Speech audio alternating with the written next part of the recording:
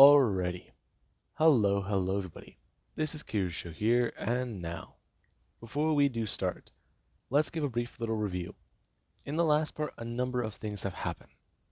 Now, we had Deku, and we also had the Justice League. They are trying to figure out exactly what happened to the Watchtower. Less than a day ago, it fell from the sky and killed hundreds of superheroes. And it has caused a problem. It landed down near Metropolis, thanks to Cyborg possibly sacrificing his life. Right now, it's unknown who is alive, but they do have confirmed deaths: Hal Jordan and Martian Manhunter. And with all that going on, Superman is missing. No one found him after the Watchtower fell. No one has been in contact with him or discovered what may have happened to him. And that is quite a bit. Heroes were deployed to search for anyone left alive in the wreckage, and bodies are still starting to pop up. Now, so far, no one knows anything definite. No one knows any concrete information. And Deku, Tim, and Barbara, they went out to see the League of Assassins, to talk to Ra's al Ghul and find out possibly if the Legion of Doom are involved in this, if they're the ones who attacked the Watchtower with no warning. Now, Deku got a very, very good answer from Ra's al Ghul. No, he was not involved, and as long as he does know, or as far as he does know, no one did this. No supervillain has mentioned it. No supervillain has boasted about doing it. And even they are curious as to who did this. No one has taken credit for it yet, and that is concerning. However, their action was over in Gotham. The Batman who laughs. He had a few schemes prepared, a few more things to do, and right now he went out and did them. The latest scheme he put to the test, the latest thing he's done, it was quite simple. He went out, and the Batcomputer, it finally understands what's going on. And Deku, he thinks that right now there is an imposter running around dressed as Batman. He has a few suspects. And right now, the Batcomputer, it activated its failsafe. And with that, a few things are happening. Now, the Bat family has a few likely suspects. They believe this might be Catman, or possibly even Clayface, or maybe it might be another supervillain right now. With Batman missing, somebody put on a batsuit, and they are doing a few things. But Deku is concerned. This Batman that popped up killed, and failsafe has been activated. At least that part they don't know yet. Deku and Barbara, the two, headed out. They wanted answers. And what better way to try and find out who used a show of force to scare the heroes than somebody who uses fear as the source of their own power? They want the heroes afraid at the one next big shot crime, the next murder that does happen. They want the heroes to be aware. They will kill them all, piece by piece, hero by hero, one by one, until there is no more heroes left to kill, until there are only the villains left. But they're not going in that order. Whoever this was, they're not going after just the heroes. Because right now, Scarecrow, he sits there in his chair. He was bound, and he was dead. And it made a few things quite weird. They wanted to know who did this. And now they have another mystery. Someone killed the Scarecrow. And that is quite a bit. Especially whenever they pulled the mask off of his head. And all they really found was nothing. Scarecrow's head was mangled. There was trauma to the side of it. And Deku, he knew exactly what that was. Blunt force trauma. And that was only one of the clues, one of the mysteries. A calling card. At least, in this way, not so literally. Because the Joker, he's dead. So, who removed Scarecrow's face? Who carved a smile into the muscle underneath the skin? And who exactly hit Scarecrow with a blunt tool? Deku, he sees a pattern. This is a hello. However, it's not a goodbye. This is a way to piss him off. And Deku and Barbara, the two were quite angry. Now they have to deal with a fan. They have to deal with a psycho pretending to be the Joker. They never get a break, do they? They never get a chance to just deal with somebody else. They can't have a break, have a rest. Let the clown finally just die. Gotham City, the cesspool of violence that it is, seems to be able to do a lot. And the clown just so happens to be the fucking city's mascot, doesn't it? Isn't that lovely? Now, Deku and Barbara, they do to head out. However, somebody they finally do go arrive. And that is where Feelsafe does get to make his introduction. And Deku was quite alarmed. As this thing, it made its way in, and the two, they were told, quite simply, to halt. Now, this was quite surprising, and Feelsafe got ready, telling them to release their weapons and to surrender. However, Deku and Barbara, they tried to at least give this thing a bit of a warning as to who they were. And Feelsafe, it went through voice recognition, at least confirming. Voice patterns have been scattered, but resynthesizing them, he has their identities. She is Batgirl, and he happens to be the second Robin. And Deku would just go to correct him. Red Hood, that's who he is. And now the computer does this on look at Deku, expressing, he is the second Robin, the one after the first. The identity is quite simple, and voice recognition does understand. Files contained to the Bat computer have been altered, and he has been able to look at the original records. However, secondary checking shows Red Robin is the third Robin, and the Red Hood happens to be the second.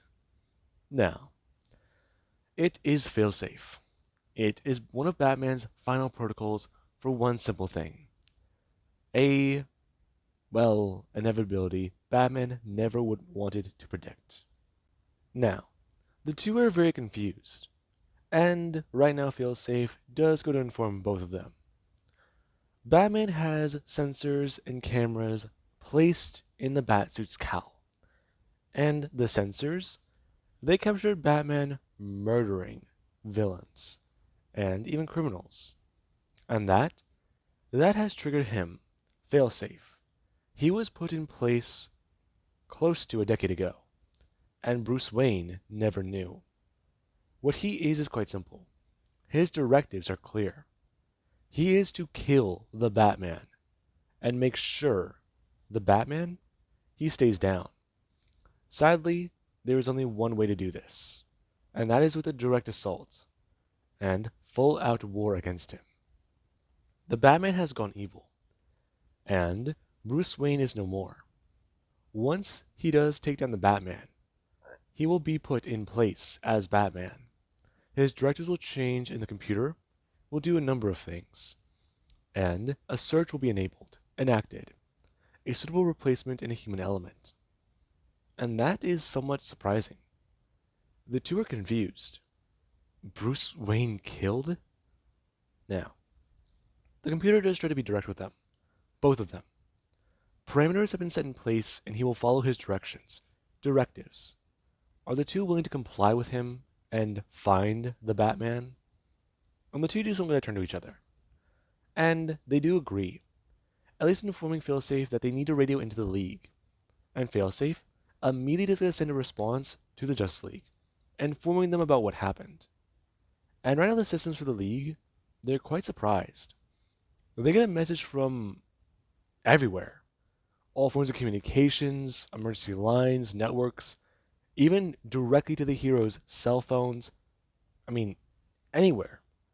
Anywhere that there's a computer and there's a network hooked up online, there are backdoors Batman put into place. And Failsafe abuses them. Right now, Failsafe sends out a message to everyone. And I mean everyone. The GCPD and, well, everyone. I just mean that literally. Now, that does mean quite a lot. And Wonder Woman and the League, they're quite confused. Especially whenever the fact is, Batman created this thing. And that is the biggest problem.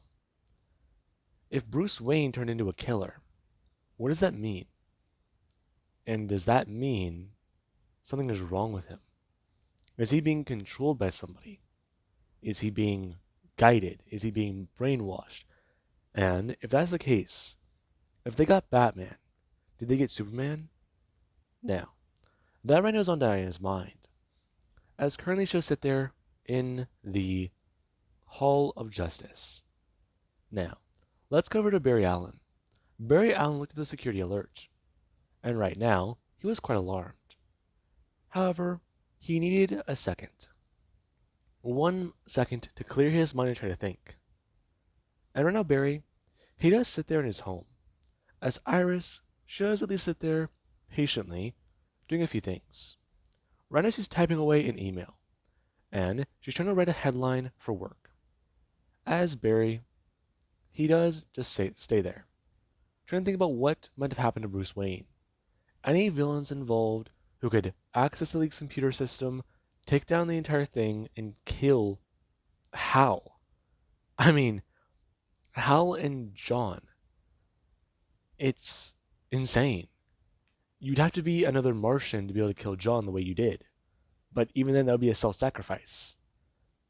He knows that John, he has a weird list of villains, but he's the only Green Martian left. I mean, there's Magon, but, well, he's not even sure what's going on. She might. Okay, so he has to do a few things and find Bruce. Maybe talk him down and stop whatever is going on in his head. Okay, so he needs to make a cure and figure this all out. He needs to probably do a few things and talk to a few people. I mean, he can't go into this guns blazing. He has to plan out every little detail. He's battling against the Batman, and the Batman would be cold and calculating. He would make sure to know how to take them all down. Both him, Clark, and Diana. But that's the main issue, the main problem. If he's correct, Bruce Wayne, he knows who he is. Bruce has made things quite clear. If they wanted to get to them in their civilian identities, they would. But if they're only controlling, no. He has to be careful about this. They wouldn't just come after them all willy-nilly.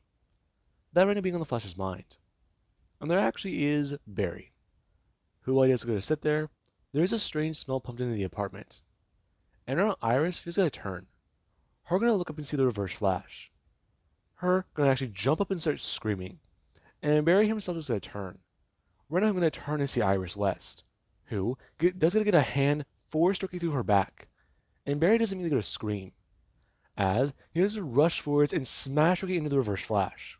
Him immediately going to smash them into the wall hard, and bring his fist outwards. Him yelling right now at the man about why exactly he's in his apartment, why he killed Iris, and what exactly he's done. And now the Batman who last is going to walk in, him opening the door as it is going to creak, and Barry doesn't pay attention. All his anger is focused on Iris, and he's going to turn back and see her lying on the ground. Her dead. And right now, the Batman, he does a smile. I'm going to laugh, as Barry's going to turn his head after he does get blasted directly by a cold gun. And right now, the Batman walks in, as Barry, he's told quite a few things. Isn't that quite fun, isn't it? And Barry's going to turn, seeing a twisted Batman. However, Bruce, he goes to morph into more of a bat figure, an actual monster, the Man-Bat, before he does at least screech out a few words. All he had to do was pump a little gas into the room, and he went and killed her. And now Barry's somewhat confused. Batman going to walk up and spray the antidote for the fear toxin. And Barry does his vision clear up. Him looking down and not seeing Iris, but he doesn't see the broken laptop. Him confused and then turning back and seeing her. No, no, no, no, no, no, no.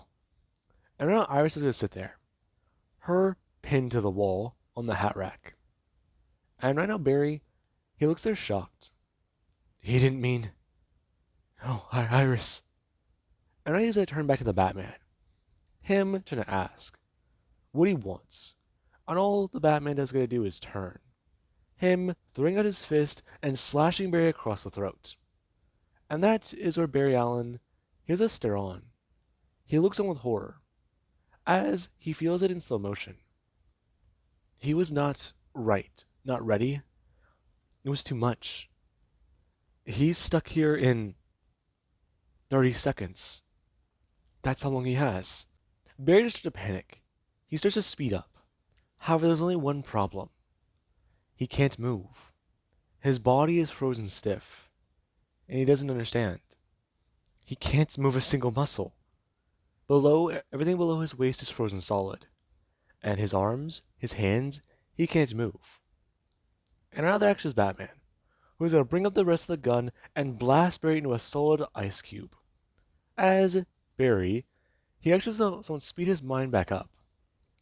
His wound is covered, and the ice is compacting his throat back together. Now, the blood, it really can't go anywhere, but inside and down. And Barry is trying to think about what to do. As right now, Batman does try to express to him, holding up a note, and Barry is going to read it fast. You know, he really should know. Ideas for him were hard to come up with. Things so simple and easy. But then again, shock and panic. Barry is the most human of all of them. So he had to get to Iris first. And then in the confusion, well, his human mind was reacting. Well, he was scared. Well, he thought he murdered his precious little wife. All he had to do was take the chance. Flash only needed to be off guard for 2 seconds. Here, he was off guard for 7. Now, that does say quite a bit. Getting rusty, aren't we, Barry? And in a flash, he has a stare on, as Batman is going to walk back over to the door. Him going to pull out a sledgehammer from directly behind it. And right now, Batman is going to just say a few words before he actually is going to bring up the weapon and swing. Now, no one can get in contact with Barry Allen. No one knows where he is. And right now, that does say quite a bit. Batman, Superman, and the Flash. Right now, they're all gone. And Wonder Woman, Diana, at least puts out another call. Whoever is doing this is attacking the original 7. Right now, there's only 2 of them left. Her and Shazam. And that is a problem.